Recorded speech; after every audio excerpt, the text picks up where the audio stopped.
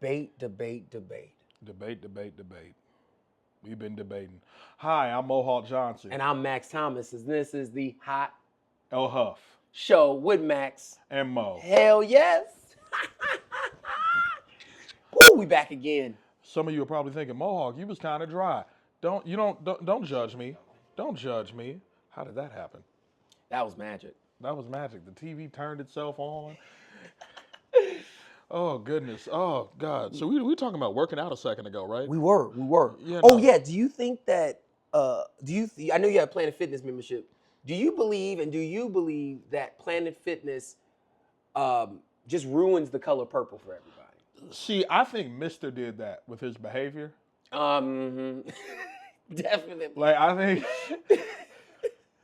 that was Mister did that. He did.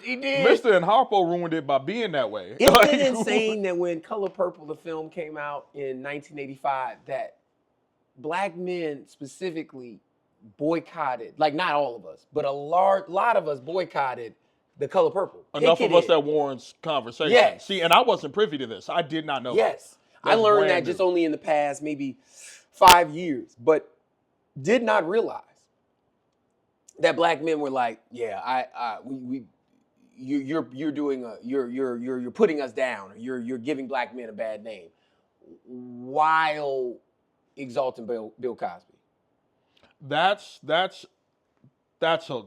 Wow. What I find fascinating about that is that it was only 2 men that was acting like that in that movie. Well, three, because yes. The main character's father was a mess, but like Hassan was not. No, Hassan was not like that. The person that oh Lord, Oprah Winfrey's character. Everybody's name is escaping me now. The person that Oprah Winfrey's character started seeing after her and Harpo broke up. Oh, I forgot. I forgot that, man. And it was in the hat store. Yes. Yeah, yes. That, like he didn't act like that. So no. Like there are good men in that store. You're just not them. That's why you're mad. That's true. Like it's like you making us look bad. I'm like, there's niggas in there making you look good. You just don't identify with them because you're not a good nigga. Like yes. That's you. I've never looked at a depiction of like somebody acting away and thought this reflects badly on me unless I got down like that. Yes. Like if you want to have a conversation about stereotypes and representation, we can do that. But that's not what was happening. I've never ever looked at OJ and ever said, oh man, that he's making a bad rap for black men who want to use a knife to cut things. Like, you know what I mean? Like that's nuts. Like and what's wild is that they'll defend OJ. They would. It's like you can't spend your entire life defending the worst men possible. Yes. And then when somebody makes a movie based off of a book about like actual behavior that some of our granddaddies and great granddaddies engaged in. Yes. All of a sudden, this is making us look bad. Talk to your homeboy so that he stops. That's it. Yes. Hold him accountable. Talk to your mans. Hit him one time. Hit him. Hit him. Like, talk to him, and if he do it again, like, insane. Men will fight over over frivolous shit. Over this man owed me $5. That's why you killed him, and now you're in prison for the rest of your life. But then when it comes to like a man being abusive to women, then it's like, well, that ain't my business. Right, like it's none of your business when your homeboy is like a predator. Yes. It's very your business if somebody on a train look at you funny. Come on. It's weird. It's strange, bro. Weird. It's like you're on your way to work and you just lost everything. Like y'all niggas is programmed into bitchness, and I don't understand that shit. Like y'all into bitch. Y'all like four bitch niggas by bitch niggas. That's right. Yeah, it's wild. It's wild. But I think that a lot of people. I think that we're seeing this time right now with like debate resurgence, but not like debate in the old way of like William F. Buckley and James Baldwin and fucking Cambridge or whatever and shit having debates. But even back then, all of the debates from the beginning even to now, all of it feels like it's just based in privilege of I am able to step up here and have a platform and debate against another person. And maybe there might be some people that are onlookers. And then at the end of the day, does anybody after that have any accountability that is put on them of now you have to enact some of the things that or reset your brain on or anything? No, It's just, hey, we're here to talk, get some money, and leave. That's truly it. And I've watched quite a few debate videos. Yes. And I've always disliked them. And when I think it was Amanda Seals. Mm-hmm. Yeah, she did the Jubilee thing. Yeah. And a bunch of my friends were like, yeah, she's taking it to them. And I'm like, this doesn't do anything. It does not. Like, what I feel very strongly that you do not debate racists.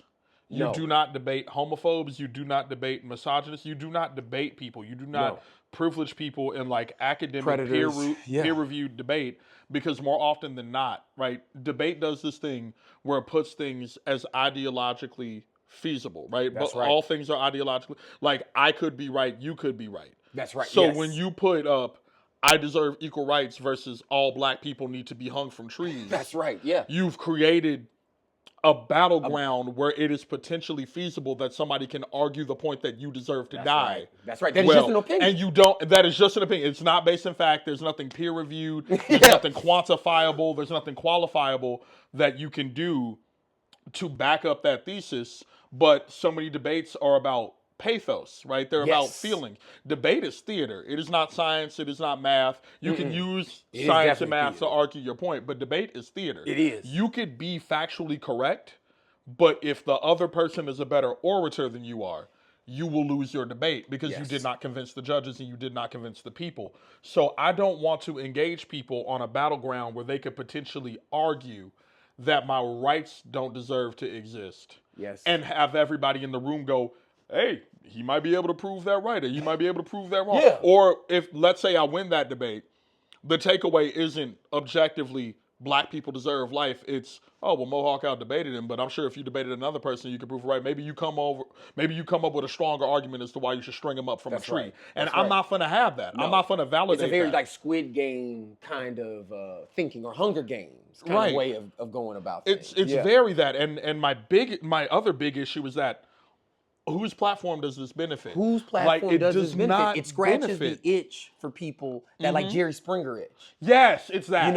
It's like the fact that the fact that Jerry Springer was able to have, daily millions, I think it was like close to 8 million people daily watching his show is insane, because the fact that was all scripted.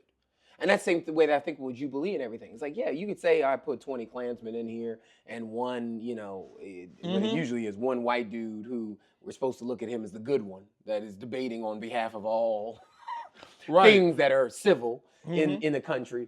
How do I not know that these people are just collecting a check and are like, hey, don't say this, don't say that. Make sure that you stay within these lines or whatever. And we're going to have a fair and equal debate, and just as you said, it's theater.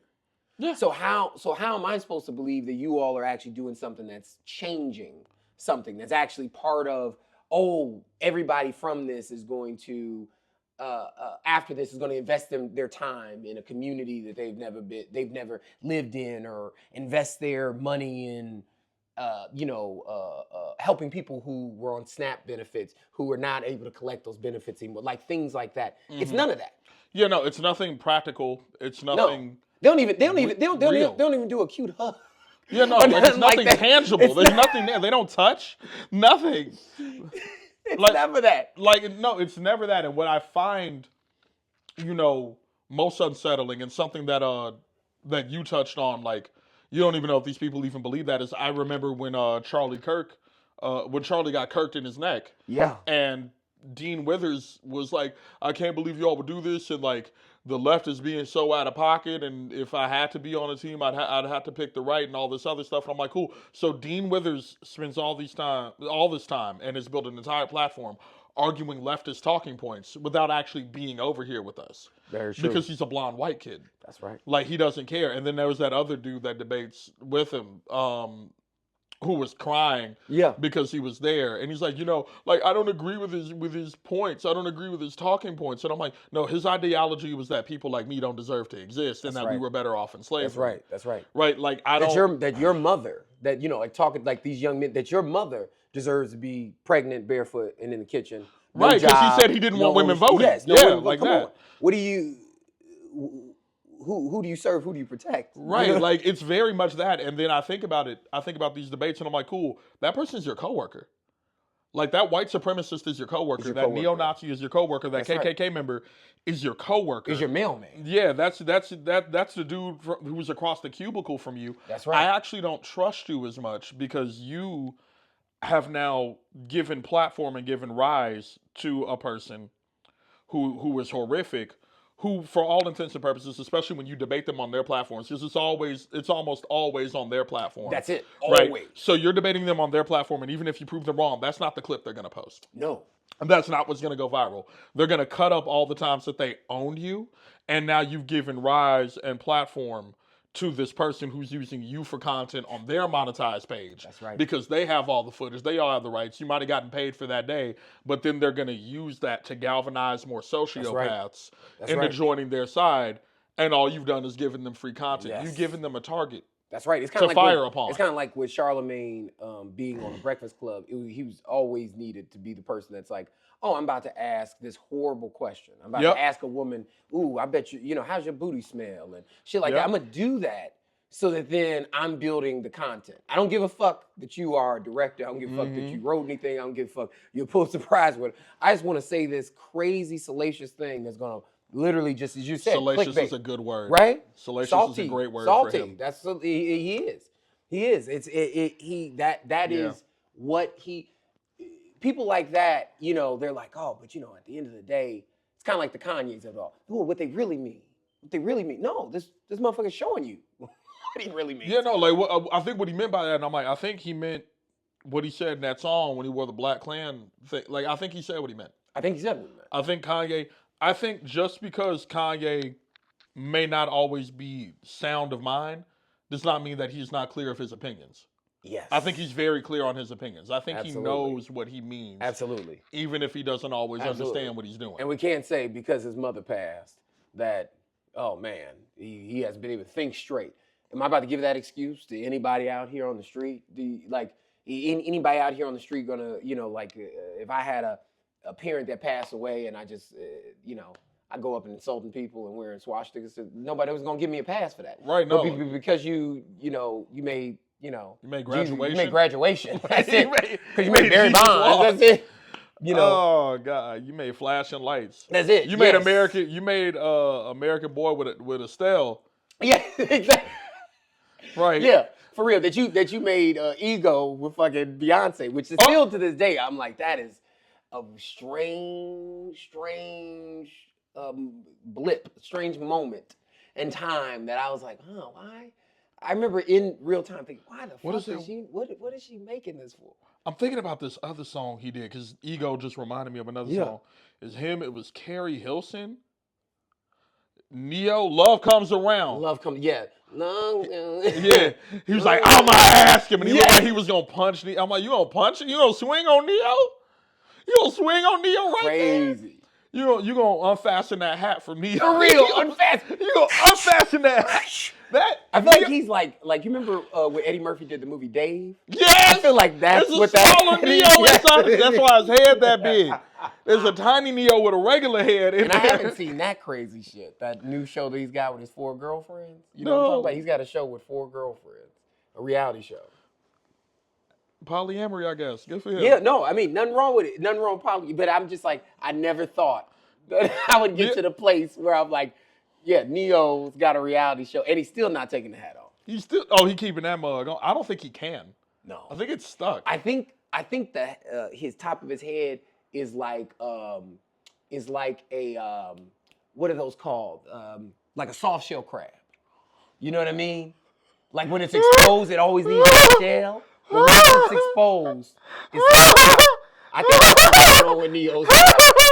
I definitely think so. I think that's what it is. That's why he does not fuck with any boiling hot water. He's just like, bro, he's a soft shell crab. Now, you can't unsee it. Think about that. All those soft shell crabs, they always gotta attach themselves to something that can cover up that soft matter. I think he's a soft shell crab. I think Neo is a soft shell crab. I definitely think so. Right? Don't you think so, Puzzle? Oh my God. goodness, no. Ah. For y'all who don't know, Puzzle is the cat. I don't want y'all thinking Puzzle is my rap name. That's Puzzle. Oh, that's Puzzle. Oh my goodness. Oh no. See, I was gonna say his head, the top of his head come off when you screw that. Like you know, like Mojo Jojo. Yes. But the brain come out with it. Every single hat has a copy of his last memories. He auto saves. It's like the Russian, so when he Russian changes doll. hat, yeah, it's like changing the batteries. He changes the hats. Yes.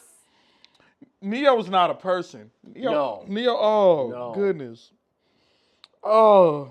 But I mean, that's the thing, man. It's like I do think that we are at a time where debate scratches that reality show, voyeur, Jerry Springer itch, where we just got to see we're living at a time where people are so pacified and so how could I say this? The feeling of being limited and restricted, I think, is deeply embedded in us in a different way compared to what, even though that we have so much access, so much knowledge, so many, we have every movie that we want to see at our fingertips.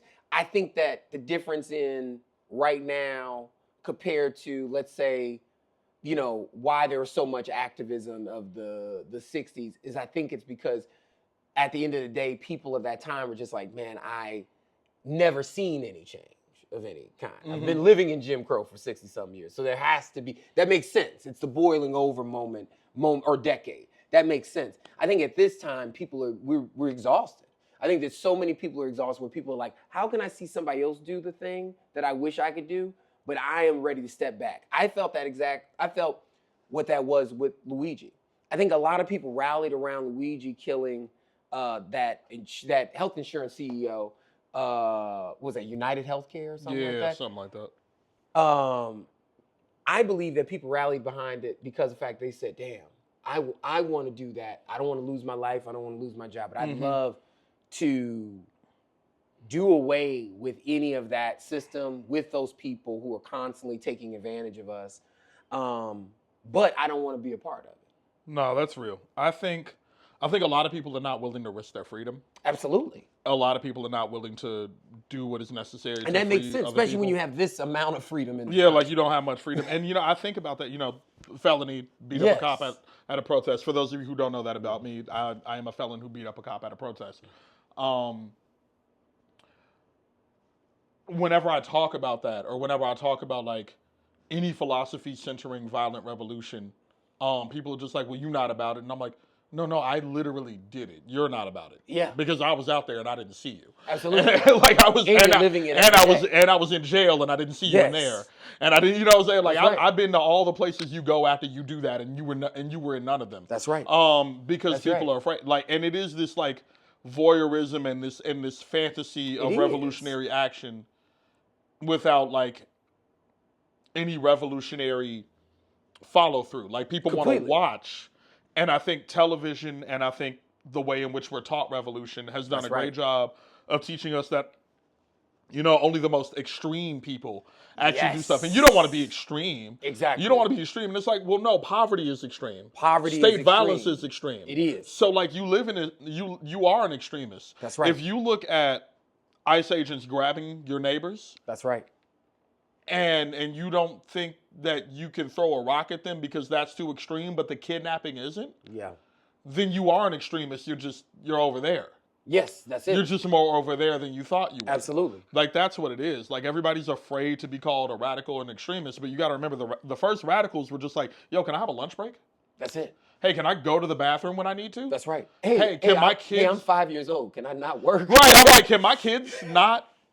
Can I not lose an eighth child to the mill? That's right. To the car part factory? Can I receive some form of affordable dental so my teeth don't fall out by the time I'm in my 20s? Yeah. Can I have a weekend? I like my family. That's right. That's it. And I don't have children just to throw them into this factory. I actually want to raise my kids and be around my kids. Have memorable time. Like, can my kids go to school instead of being at work? That was radical. You know, black people might be human. That was radical. That was radical. So it's like everybody's afraid to be radical, but it's like love is radical in a world that tells you to hate everybody. That's like true. There's so much radical stuff that shouldn't be radical.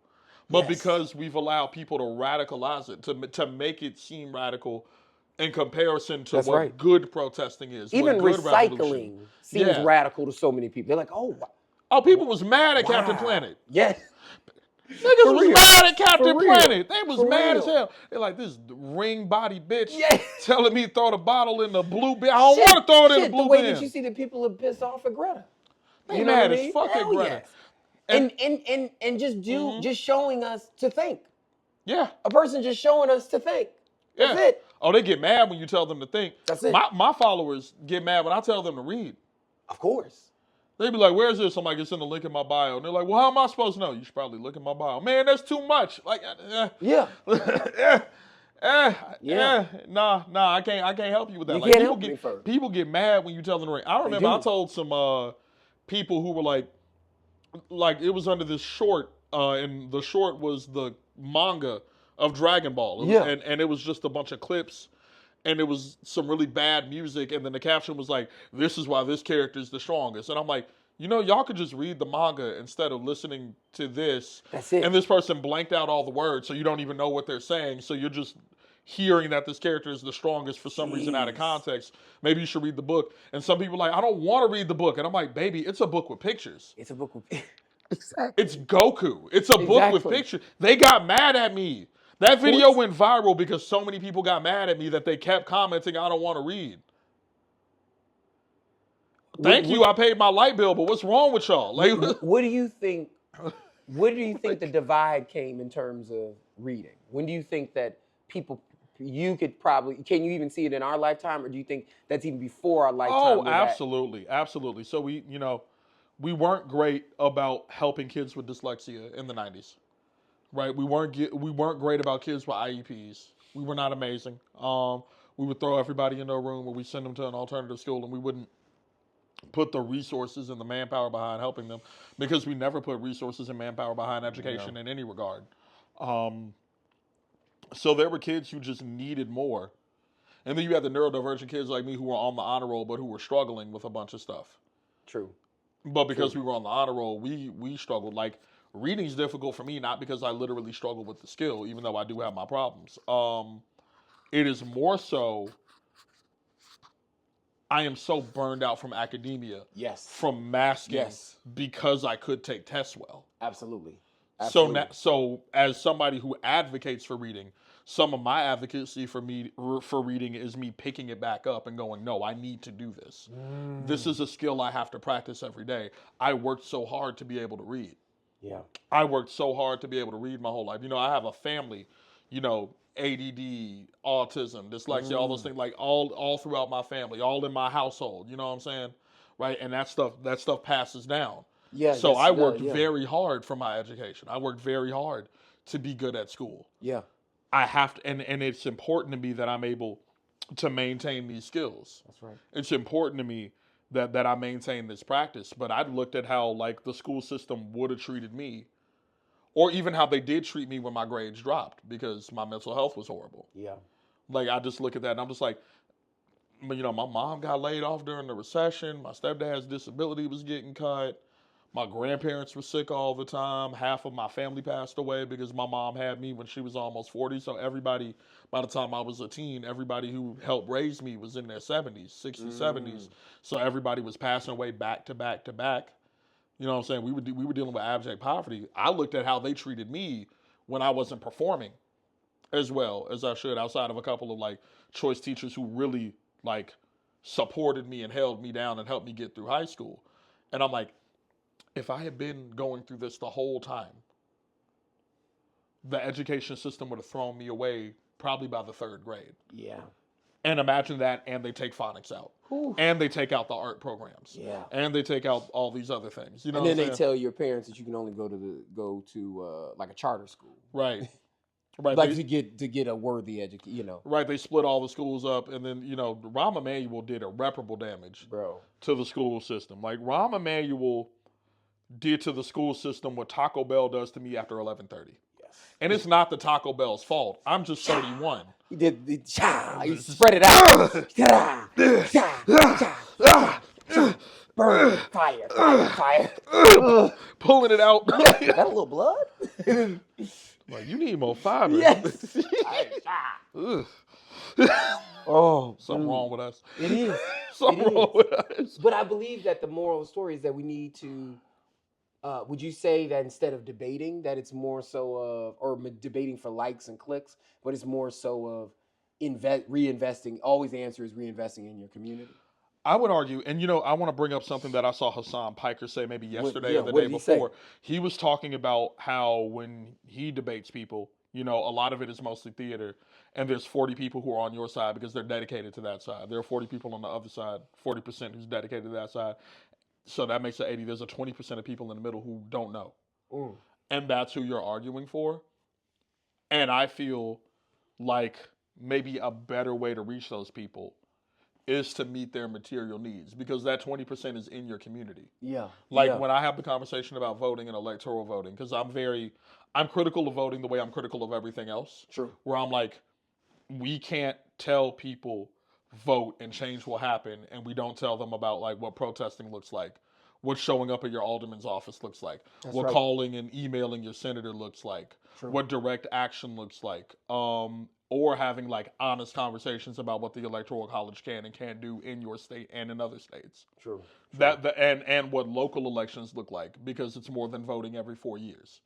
We need to meet people's material needs, and if we were to actually dedicate, if people on the left would dedicate more time to doing that stuff, going to the distros and then passing out pamphlets as we pass out food. Absolutely. Talking to people in our community, seeing what they need, having these conversations with them. Literally what the Panthers did, feed people and then talk to them. That's right. That is because they'll hear where you. they're at. Yes, it will. Like meet people I agree. where they Stop are. hitting them with the theory. Stop hitting them with the fucking what am I trying to say? The political the jargon and shit. Yes. Yeah, man. like that. I agree. If you need to feed your kids and have a safe place for them to go immediately, we need to talk about that. Like, we need to get your kids somewhere safe, and we need somewhere for you, and you need to eat. You your show, because your kids ate the last, and then you went without, and everybody needs. Yes. So let's make sure your family's taken care of. Right. Let's make sure that your family's taken care of, and once we take care of your family, then we can have these conversations. Absolutely. Because that's something that like we have not figured out yet. Like, a lot of us live in this academia and this theater of it all that feels inaccessible and elitist. Absolutely, and I feel like the debate spaces permeate that energy, and it becomes this place that feels unwelcoming to that 20% of people who are confused and don't know.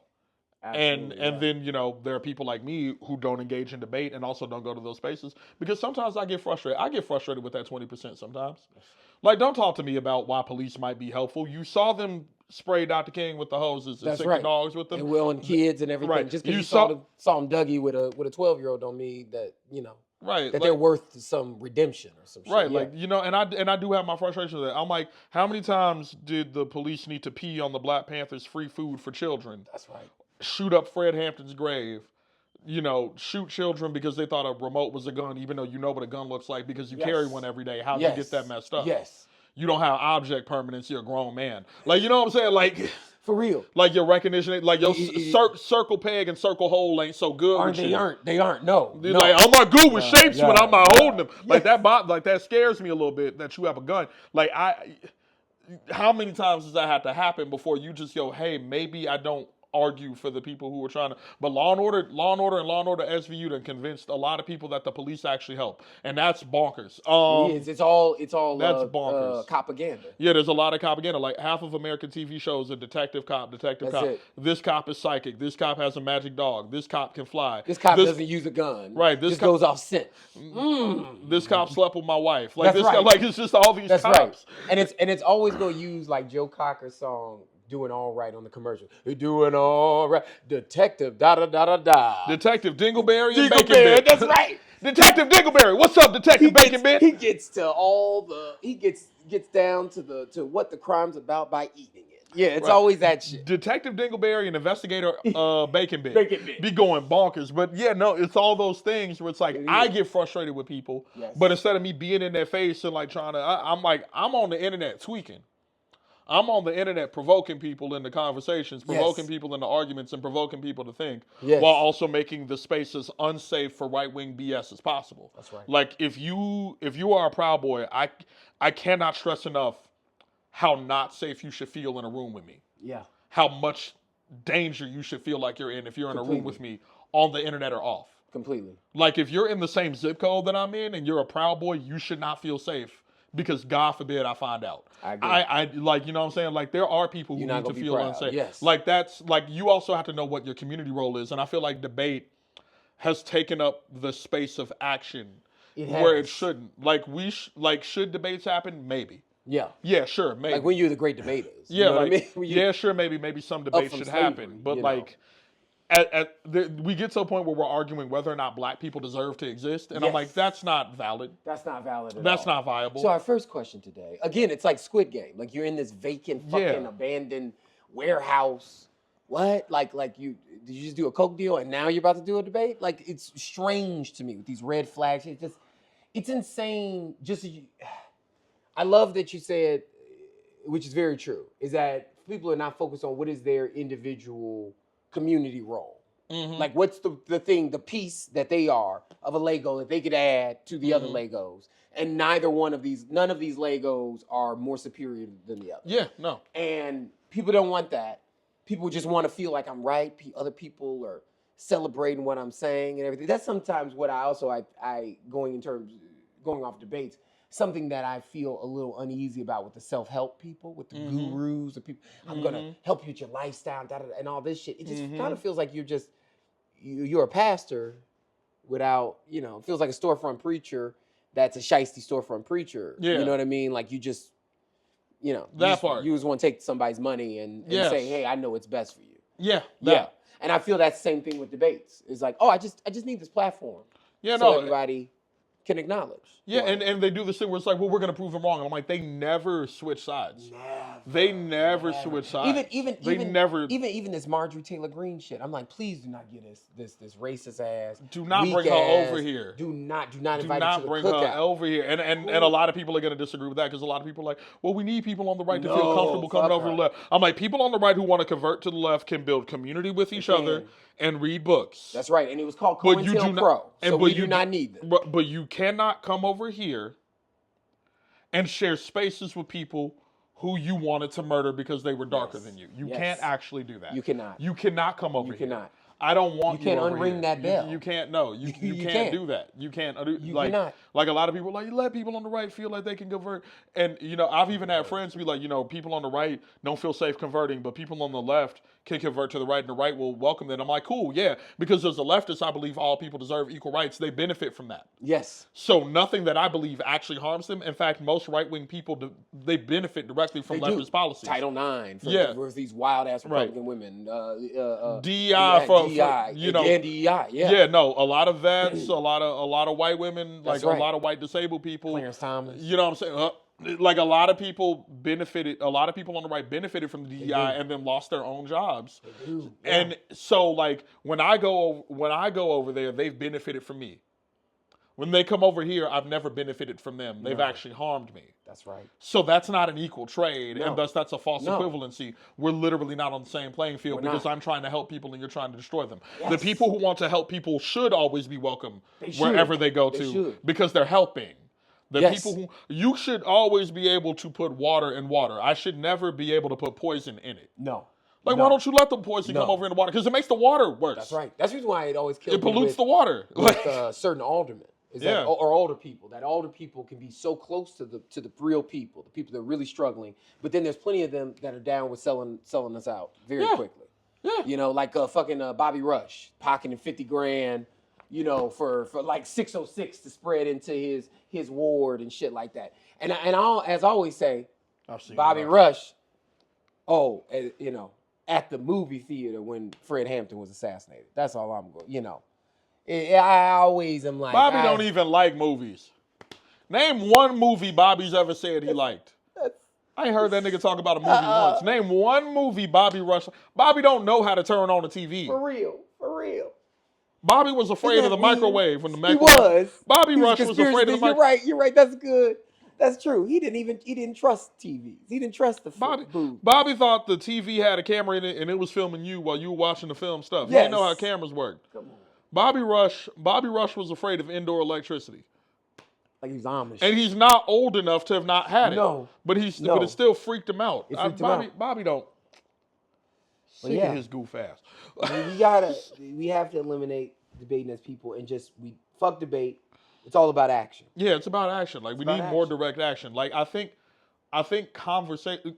You should be debating ideals with people who want to get to the same places. Yes. Arguing whether or not gay people should be allowed outside. That's not a debate. Yeah. Should they use the swings? Right. Like arguing pineapple on pizza versus pepperoni, both of you agree in the sovereignty of pizza. Yes. These niggas don't think I deserve pizza. These motherfuckers don't deserve. Did you feel that you deserve peace? Did you deserve to be living, breathing, having jobs? What did Charlie Kirk say? If I see that there's a black pilot, I'm leaving. I'm leaving. Yeah, because I'm going to wonder if they got that job because of DEI. I'm like, cool. Even if they did, they had to be qualified. DEI. Charlie Kirk didn't even do college. Like, I'm not saying that that's equivalent, but I'm just saying that for those kind of men like that, where they're in these places, they're like, oh, we're the superior. We're so much greater than all of you all, and then putting us in boxes and saying, oh, you and your horrible schools, the mold and the no doors on your bathroom and old books and everything like that. Putting that on us when it's like, motherfucker, you're doing that. You've gotten all of your success off of just you being a white man. Right. Also, like if you were the superior race, Charlie, why don't you have adult teeth? That man has never taken a full-size bite of anything. No. That man nibbles. That man nibbles when he eats ass. That's right. Yeah. He nibbles. He is in hell right now. Absolutely, with a permanent scratchy throat. With an itchy throat, and there's halls just out of reach. He can't get. He could all. He could do this. He could do this.